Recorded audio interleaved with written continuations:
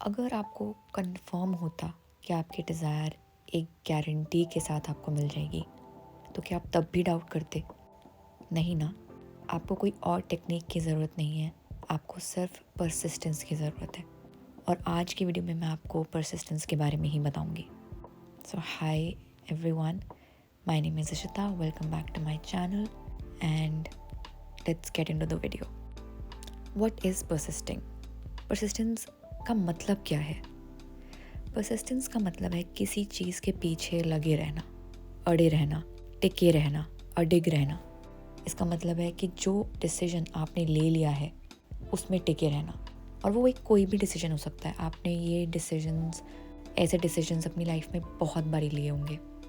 So for example, आप कोई एक एग्ज़ाम की तैयारी कर रहे थे, तो उस एग्ज़ाम में आपने देखा होगा कि आप इवन इफ़ आपको कंफर्म नहीं है कि आप उस एग्ज़ाम में पास होगे या नहीं होगे, आपका वो एग्ज़ाम क्लियर होगा या नहीं होगा, बट तब भी आप परसिस्ट करते जाते हो बिना कोई रिज़ल्ट देखे।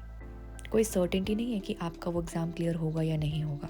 और मे बी आपने शायद एक दो बार एग्ज़ाम वो अटेम्प्ट उसके दिए भी हों और आप नहीं क्लियर कर पाए हो, पर आप तब भी उस एग्ज़ाम के लिए हर बार प्रिपेयर करते हो उसी डेडिकेशन के साथ, उसी डिटर्मिनेशन के साथ। और आप में एक होप होती है, एक फेथ होता है कि मेरा इस बार एग्ज़ाम क्लियर हो जाएगा, and you keep going. This is persistence.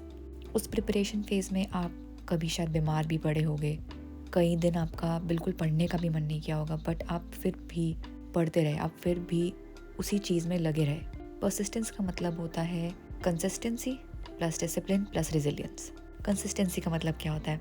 उसका मतलब एक रूटीन में कोई चीज़ करते रहना, बार बार करते रहना, एक प्रिडिक्टेबल पैटर्न में करते रहना रादर देन स्पोरैडिकली। मतलब ये ऐसा नहीं कि आप कोई एक चीज़ कर रहे हो, आप वो कभी कभी कर रहे हो, आप एक रेगुलर बेसिस पे कर रहे हो उसको, आप उसकी रेपिटेशन कर रहे हो। डिसिप्लिन का मतलब क्या होता है? डिसिप्लिन का मतलब एक सेल्फ कंट्रोल होना। आपका मन नहीं भी है तो भी आप वो चीज़ कर रहे हो। एक स्ट्रक्चर है, आप उसके साथ अड्हेयर कर रहे हो।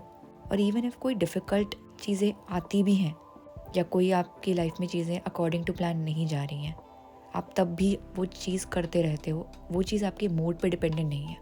और रेजिलियंस का मतलब है कि आपकी एबिलिटी बाउंस बैक करने की।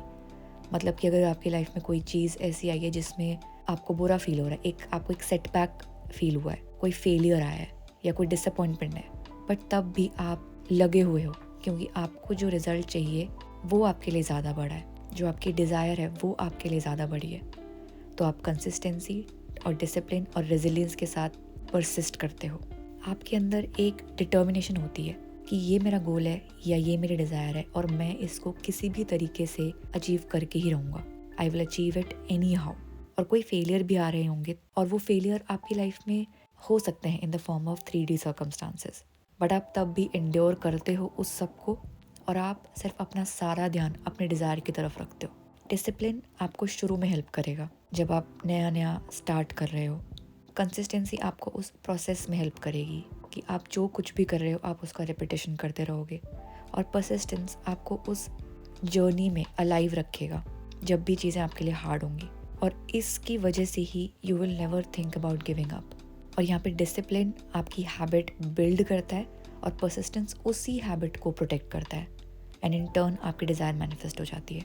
आप इतने टनल विजन होते हो कि आपका ध्यान और किसी चीज़ पे जाता ही नहीं है। आप इतने इंटेंसली फोकस्ड हो अपनी उस डिज़ायर पे कि आप बाकी सब चीज़ें ब्लॉक आउट कर देते हो। और जो ये टनल विजन का आइडिया, ये आया कहाँ से है? ये आया कि आप एक चीज़ को देख रहे हो और आप उसको एक नैरो टनल से देख रहे हो जिसमें कि आपका ध्यान सिर्फ उस चीज़ पे है जो बिल्कुल आपके सामने है, और बाकी आसपास की चीज़ें सारी आपके लिए गायब सी हो गई हैं। वो हैं, बट आपका फोकस क्योंकि सिर्फ उस डिज़ायर पे है, आपके लिए वो बाकी चीज़ें एग्जिस्ट नहीं करती। फॉर एग्जाम्पल, आपको अपने पर्सन के साथ एक रिलेशनशिप मैनिफेस्ट करना है, आपको मैरिज मैनिफेस्ट करनी है, या आपको किसी के साथ अपना रिलेशन हील करना है, आपको किसी की हेल्थ अच्छी करनी है, आपको अपनी हेल्थ अच्छी करनी है, तो आप उस डिज़ायर के लिए इतने टनल फोकस हो जाते हो कि आप और किसी भी चीज़ को इम्पोर्टेंस नहीं देते हो कि उसके आसपास क्या हो रहा है, सिवाय अपनी उस डिज़ायर के। जो भी चीज़ें आसपास होंगी वो सारी बैकग्राउंड में फेड हो जाती हैं आपके लिए।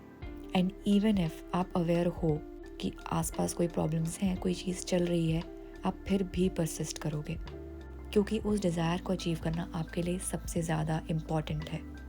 And as Neville Goddard has said, assumption though false if persisted in will harden into fact। इस कोट का एग्जैक्टली मतलब क्या है? अजम्पशन मतलब कि जो भी डिज़ायर आपने अज्यूम करी है वो, उसका अजम्पशन। दो फॉल्स मतलब अभी इस वक्त वो सच नहीं है, वो आपकी रियलिटी में है नहीं। इफ़ परसिस्टेड इन, अगर आप उसमें परसिस्ट करते रहते हो, आप उसमें टिके रहते हो, आप उसमें अडिग रहते हो, despite of anything you see on the outside, आप कुछ भी देखो अपने आसपास बट आप तब भी परसिस्ट करते हो, it will harden into fact. मतलब you will see it in your reality, आप उसकी मटीरियलाइजेशन अपनी रियलिटी में देखोगे ही देखोगे। सो आपको सिर्फ एक उस स्टेट में रहना है जिस स्टेट में आप होगे अगर आपके डिज़ायर अभी इसी वक्त आपकी लाइफ में है, और उस स्टेट को ऑक्यूपाई करते हुए आप परसिस्ट करोगे बस।